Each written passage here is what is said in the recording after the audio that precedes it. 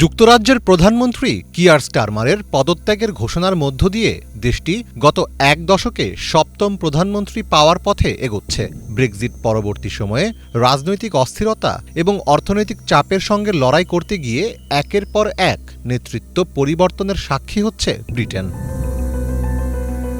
২২ June কিয়ার স্টারমারের পদত্যাগের মাত্র কয়েক ঘণ্টার ব্যবধানে মেকারফিল্ড আসনের এমপি হিসেবে শপথ নিয়েছেন অ্যান্ডি বার্নহাম। মাত্র কয়েকদিন আগে উত্তর পশ্চিম ইংল্যান্ডের মেকারফিল্ড আসনে একটি গুরুত্বপূর্ণ উপনির্বাচনে জয়লাভ করেন তিনি। গ্রেটার ম্যানচেস্টারের সাবেক এই ক্যারিশমেটিক মেয়র মূলত স্টারমারের স্থলাভিষিক্ত হওয়ার লক্ষ্য নিয়েই আগাচ্ছেন। সিএনএনের এক প্রতিবেদন থেকে জানা যায়, বার্নহাম যাতে বর্তমান এমপি হিসেবে দলীয় নেতৃত্বের দৌড়ে অংশ নিতে পারেন সেই উদ্দেশ্যেই এই বিশেষ উপনির্বাচনের আয়োজন করা হয়েছিল। স্টারমারের বিদায়ের পরপরই তিনি দেশের সর্বোচ্চ পদের জন্য লড়াই করার আনুষ্ঠানিক ঘোষণা দেন।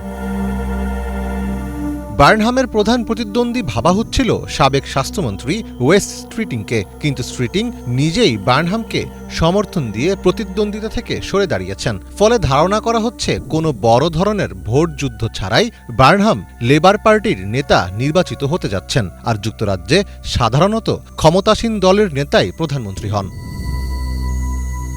তবে ক্ষমতায় বসার আগেই বার্নহামের কর্মকাণ্ড নিয়ে প্রশ্ন তুলছেন অনেকে। বিরোধী দলের রাজনীতিকদের অনেকে মনে করছেন, দেশ যখন বড় বড় সিদ্ধান্তের অপেক্ষায়, তখন বার্নহাম দেশের কথা না ভেবে নিজের দলীয় রাজনীতি ও ব্যক্তিগত এজেন্ডা নিয়ে ব্যস্ত।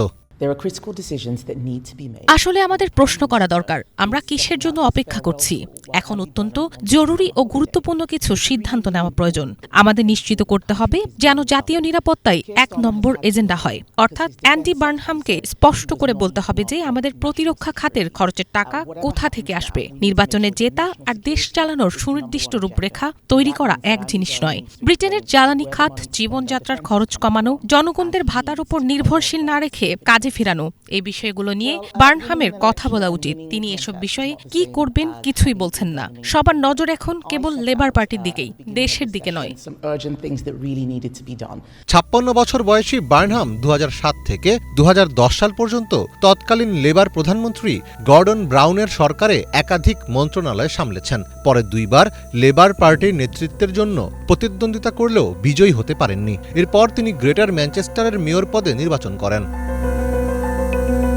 মেয়র থাকাকালে ২০২০ সালে বার্নহাম তৎকালীন ক্ষমতাসীন দল কনজারভেটিভ পার্টির নীতির বিরুদ্ধে দৃঢ় অবস্থান নিয়েছিলেন। কোভিড পরিস্থিতিতে প্রধানমন্ত্রী বরিস জনসন পর্যাপ্ত ক্ষতিপূরণ ছাড়াই ম্যানচেস্টারে কঠোর বিধিনিষেধ আরোপ করতে গেলে বার্নহাম সেটির প্রতিবাদ করেন। এমন অবস্থানের কারণে ইংল্যান্ডের উত্তরাঞ্চলে বার্নহাম ব্যাপক সমর্থন অর্জন করেন। পাশাপাশি তিনি কিং অব দ্য নর্থ বা উত্তরের রাজা উপাধি পান। একই সঙ্গে জাতীয় রাজনীতিতেও তার অবস্থান শক্তিশালী হয়।